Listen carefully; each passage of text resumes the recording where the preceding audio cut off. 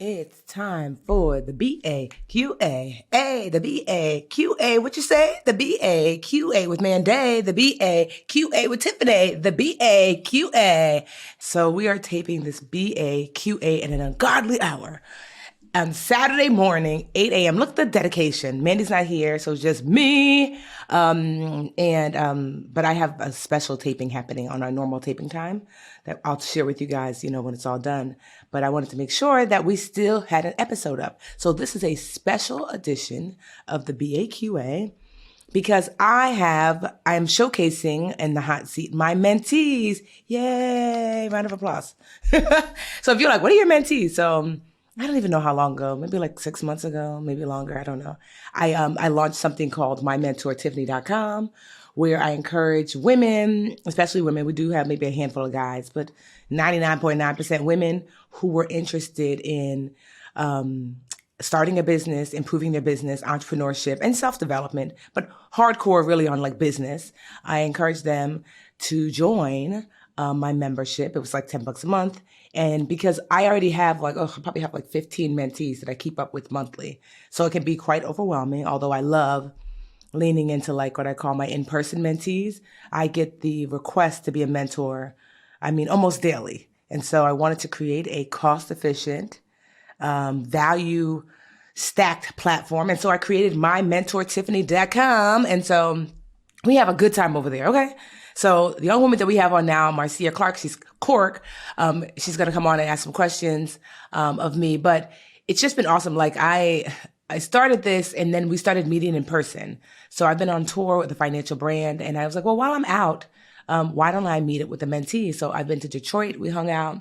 Dallas, we hung out. I met Marceia at the, what's the other D? DC. She actually I spoke at the financial event. And then I was like, how am I going to get to dinner with the mentees? Because I had dinner afterward. And Marceia was on her way. I was like, we could drive with you, girl? She said yes. And so now she's on the AQA. So I'm going to have Marceia introduce herself, what is her business about, and then ask her questions. And I will try my best to lean in and answer. And I hope you guys find value. Welcome, Marceia. Thank you. Good morning. Good morning. So tell the people, a little bit about yourself and, and like what your core business is. So my name is Marceia Cork. I brand myself as the change coach. Mm-hmm. So for some of my clients, that's walking them through the grief recovery method. So I'm certified in the grief recovery method. But so I'm helping them kind of navigate through change and hardship. Mm-hmm. So again, for some, that's taking them through the grief recovery method. But for others, they are kind of like on the other side of their challenge, on the other side of their change and their hardship. And so for them, my coaching takes the shape of public speaking and media training and helping them weave their truth, weave that hardship, that grief into their brand story, into their narrative. So, for public figures or influencers or entrepreneurs who've made a pivot and they're a lot more visible, I coach them in the media collaborations or in public speaking in general. Okay. So it can take the shape of either of those things. They both bring me joy to work with people, but at the core, it's navigating change with confidence. So I have a podcast. The podcast is called Ooh, Those F and C Words. Okay. So the C words. Those F and C words. Okay. Yes. EFFIN. Okay. Yeah. Ooh, those F and C words. Mm-hmm. So the C words are change and confidence. Okay. And the way that I use that in the trailer, I say they're two words that are so scary that, they might as well be curse words. So that's why it's ooh, those F and C words. Okay. So the common thread in all of the stories, all of the episodes are about change, about navigating change with confidence. And that's the common thread, is that everyone is navigating or has navigated some type of change and grief, and a sense of loss that comes with major change. Okay. So that's the work I do. That's the podcast. Okay. And so my question is, the podcast is doing really well. Okay. And it was really unexpected. I really just had a few coaching sessions that were recorded and a few interviews that I've done with entrepreneurs that inspire me. And then after these recordings, I realized I have a podcast. So I just started putting them together, and it really just, kind of took on a life of its own. But in social media, I still don't have much of a following. So I'm hoping to use the podcast as an asset, as leverage to then help me scale the business because of maybe the guests that I can get on the podcast. Okay. So my question is for you guys, in those early years when Brown Ambition, didn't quite have the listenership, the reach, and the audience that it has now, what did you do to help that amplify the work that you were doing and make yourselves even, broader and bigger than you were at the time? So first, I'm going to dial back. I'm going to put on my mentor Tiffany hat and say, well, first things first. I always ask, like, what is the desired outcome? Because sometimes people will say, I want to speak more. And, but then the way they're going about it doesn't lead to that. And so just in general, like, I always like to know, like, what's the end goal? What's the desired outcome? Like, not for the podcast, for you. I would like to make money by speaking. I would like to be showcased on TV. You know what I mean? Like, what's that desired outcome? And then we'll work backwards. So share, like, what's your desired outcome? Not for the podcast, but for you. Like, what do you want to see for yourself? Okay. I would like to really build a community of people who, kind of like a cohort for people who talk about grief openly. Okay. So when I talk about media opportunities, I'd really like to talk about not just the grief recovery method, but my own grief methodology, my own grief framework, to have people actually deal with the hardship. Because that's what I was finding is that, there are so many different events, so many life events, so many different things going on in people's lives that they don't recognize is grief. And a relatable grief that they can actually share and tell, in a story and use that to, amplify the work that they do. That's what it was built on, having people tell their story with confidence and then pivot into entrepreneurship. Okay. So you'd like to have this cohort where people can kind of connect and, you'd be able to pour into them and they'd be able to pour into each other. And so how are you imagining monetizing this business? So through grief sessions. Okay. So offering grief support that's not clinical. Okay. So for people that won't really deal with their grief or their hardship because it doesn't come with a diagnosis. If they aren't people that would normally consider therapy, then there's a place for that.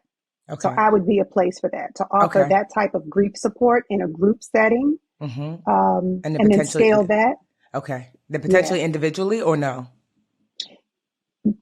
The methodology is really designed around groups, but it does happen one-on-one as well. Okay. So now that I know that is the desired outcome, now we could talk about, the question is, how do you use your podcast to get there? Correct? Yeah.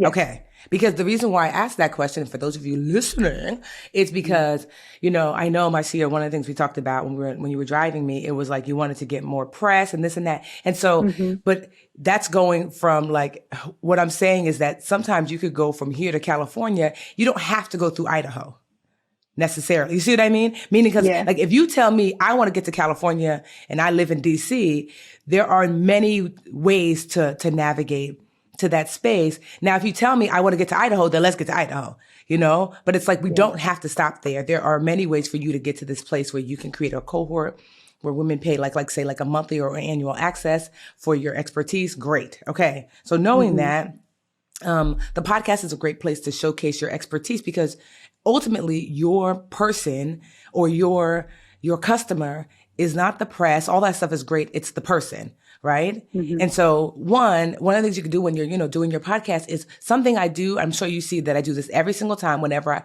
I post that, my mentor, Tiffany, right?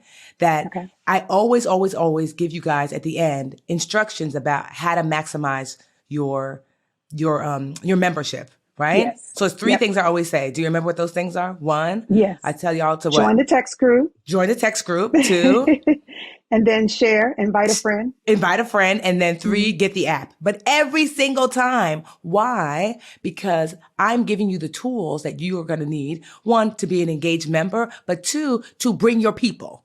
And so you have to ask yourself, Yeah. what is that when you're doing your podcast? I've seen like really great podcasts do this, do it well, like where like Mandy and I will sometimes say like, hey, if you found value in today's episode, tell a friend, share it with a friend. You could also, something that a podcast that I really loved, the Friend Zone, one of the things that they do is they do a recap of the podcast prior. And it'll say it sounds so good that I'm like, hold up, I'll pause this one and go listen to the other one if I missed it. You see what I mean? And so like, you could start right where you are. You can literally bloom where you're planted, where it's like, I'm just making up a number. 100 people consistently listen to your podcast. How do you flip those 100 people into 200? Like if you look at our mentee program, like if you follow me on social, you probably don't, you're like, Tiffany has a mentorship program? Exactly. I barely talk about it publicly. So I don't want you to think, oh man, if I don't have a big social following, this can't like pop off, because I don't talk about the mentee program much on social. Instead, I lean into, the handful of people that were there at first, and then I lean into y'all to bring more people in by delivering and by giving you the tools. So it's not just enough to say, well, duh, if this is so awesome, people will invite their people. No, you have to remind them, hey, isn't this awesome? Go tell your people. And it can be a sign off or a sign on. So people just get to know it. Like, let's just pretend you're like, and that's grief, but you don't have to go grief alone. What do I always say, God? Like, at the end of that, what do I say? The grief is a team sport. So if this episode really helped you, share with your mama, cousins and them, and bring a friend next time. You see what I mean? Literally, if you had like a sign on and a sign off, then the people who are, they've been listening for say like years by then, they'll just be like, okay, yeah. But new people will be like, you know what? I am going to send this to my mom. I am going to send this to my cousin. So something just as simple as that, creating your sign on or sign off that encourages people to do the thing that you're wanting. Do not assume somebody might say this is great and it might not click to them that they're going to share it. Don't assume that they're going to share it. 2, you don't have to wait for the cohort. I think people think that you go big or go home. Since you could open up a Patreon today, You know what? Talk about that. Yes. Because I've actually thought about that. I've thought about that. Yeah, so you can open up a Patreon. So like, that's why I was like, what's the desired outcome? And it's like, we don't got to go through Idaho, sis, to get to California. Who said? Remember one of the things we talked about at our mentee dinner? Like that meme? Who said that?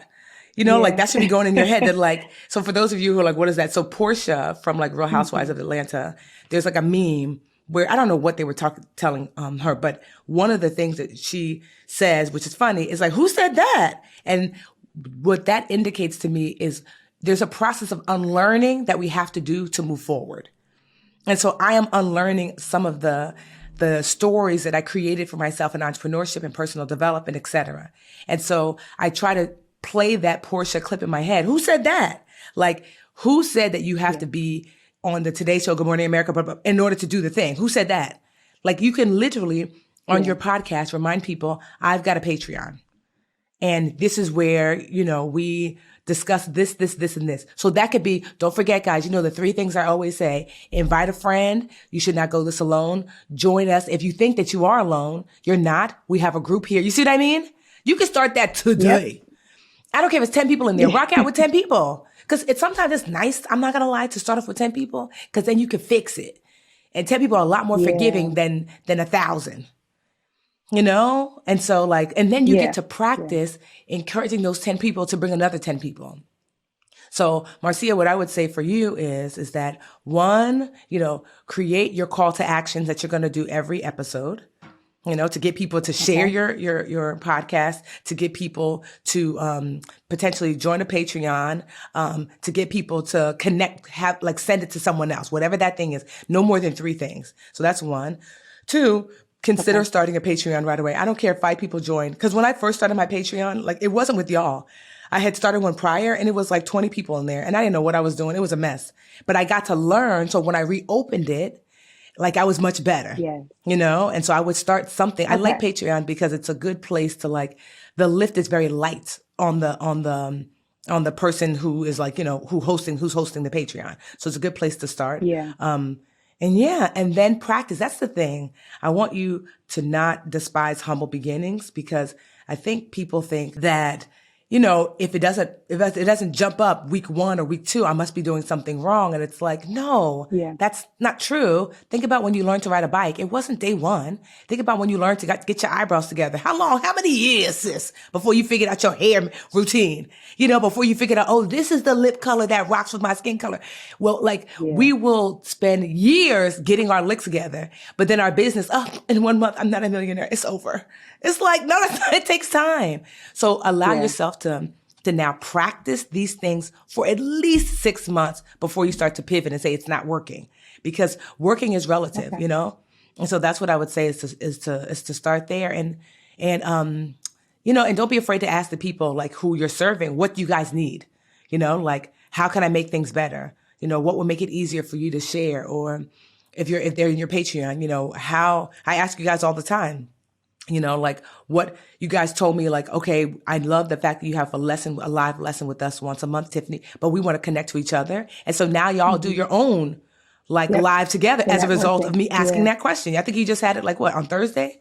So 2 days ago, And so, always remember that you don't have to have all the answers, but the answers are out there so you can ask the people that you're serving.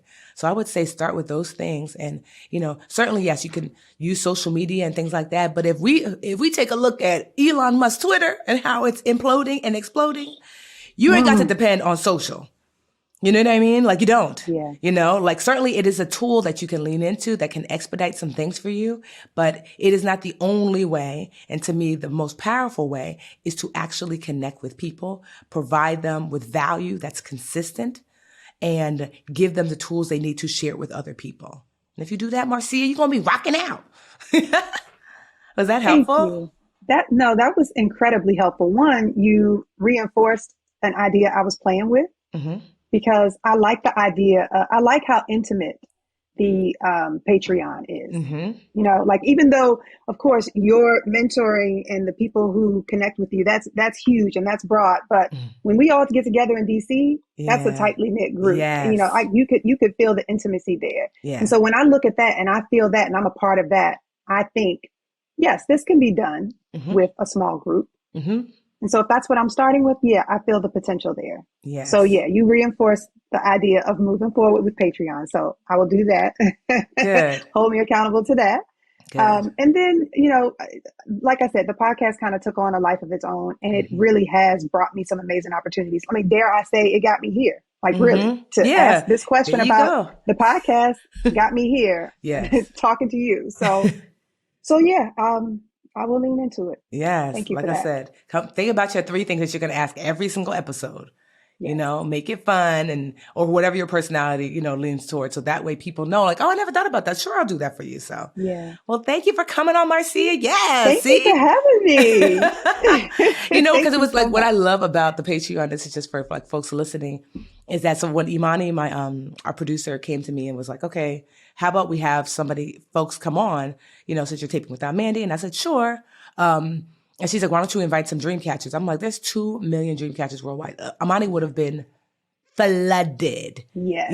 It would have been honestly hundreds, if not a few thousand people. And I was like, we're not going to do that to her.